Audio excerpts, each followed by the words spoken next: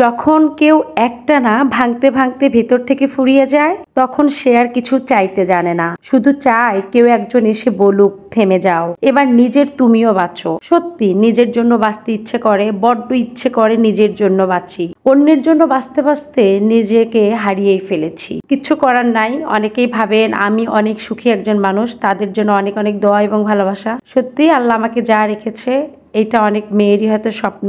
অনেক সুখী মানুষ কিন্তু শান্তিপূর্ণ না। মানসিক শান্তিটা প্রত্যেকটা মানুষের জন্য কত যে জরুরি, যে মানসিক রোগে ভোগে সে একমাত্র বলতে পারবে, তাছাড়া কেউ বুঝতে পারবে না মানসিক যন্ত্রণা হইলে মানুষের কতটা যন্ত্রণা হয়, কতটা সাফার করতে হয়। তো আজকে তো ওয়েদার একদমই ভালো না, এই বৃষ্টি এই রোদ, এর মধ্যেও প্রয়োজনীয়তার কারণে বাইরে যেতে হয়েছিল। তোমাদের ভাইয়া এবং আমি দুজন মিলে গিয়েছিলাম চেয়ার দেখতে। তো বিভিন্ন শোরুম ঘুরলাম, ঘুরে ঘুরে দেখলাম, কোনো চেয়ারই পছন্দ হচ্ছিল না। দুইটা চেয়ার নিব, এটা রুহি মামনির জন্য দেখতেছিলাম যে ওর পড়ার টেবিলের সামনে নতুন একটা চেয়ার দেব, তোমাদের ভাইয়া কম্পিউটার টেবিলের সামনেও একটা চেয়ার নেবে। তো দেখলাম ভালো লাগছিল যেমন, আবার যেটা বেশি ভালো লাগছিল সেটা অনেক এক্সপেন্সিভ, মানে 30-এর উপরে দাম, 30,000-এর উপরে। আমি তো শুনে আশ্চর্য যেগুলো কি বলে। আবার কম প্রাইজের মধ্যেও ছিল, 8-9 হাজার টাকার মধ্যেও ছিল। তো সেগুলো আসলে তোমাদের ভাইয়া পছন্দ করছিল না। পরে অবশেষে এই শপ থেকে অনেক কয়েকটা শপ আমরা ঘুরে ঘুরে দেখছি, তার মধ্যে এই যে রেইনবো থেকে একটা নেওয়া হয়েছে।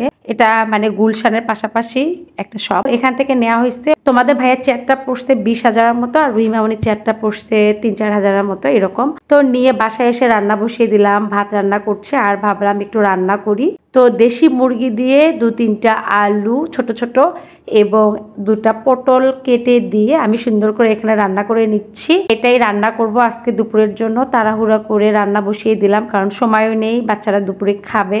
আর রুইমনির তো খেয়ে কোচিং এ যাইতে হয়, ওর টেস্ট পরীক্ষা চলছে। আর এই তো দুপুরে খাই দাই করে মেয়েকে কোচিং থেকে নিয়ে আসার পর এই যে দেখতেই পাচ্ছ, মেয়ে বলছিল আম্মু যেহেতু বৃষ্টির দিন একটু বেগুনি বানাও, তো ওর আবদারে বেগুনি বানাচ্ছিলাম আর বেগুনিগুলো ভাজতেছিলাম। আর একজনের কথা খুব মনে পড়ছিল, আসলে মানুষের দিনগুলো কিভাবে চলে যায় তাই না?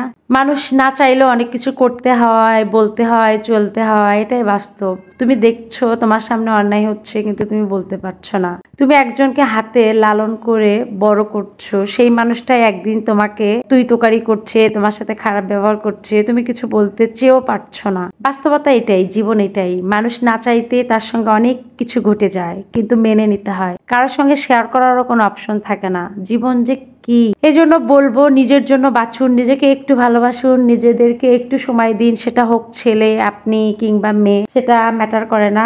মানুষ, প্রত্যেকটা মানুষকে আমার একটাই মেসেজ দেবার, নিজেদের জন্য বাঁচুন। অন্যের জন্য করতে করতে একটা সময় গিয়ে যেন রিগ্রেট না ফিল হয় যে আমি কেন আমার জন্য বাঁচলাম না, কেন আমার জন্য করলাম না। আমি চাই না আমার মতো আপনারা জীবনে অনুশোচনা করেন। সবাই নিজের মতো করে বাঁচুন, ভালো থাকুন। যে যেখান থেকে দেখছেন আপুকে ভালোবাসা দিবেন। ভিডিওটি ভালো লাগলে লাইক। আল্লাহ হাফেজ।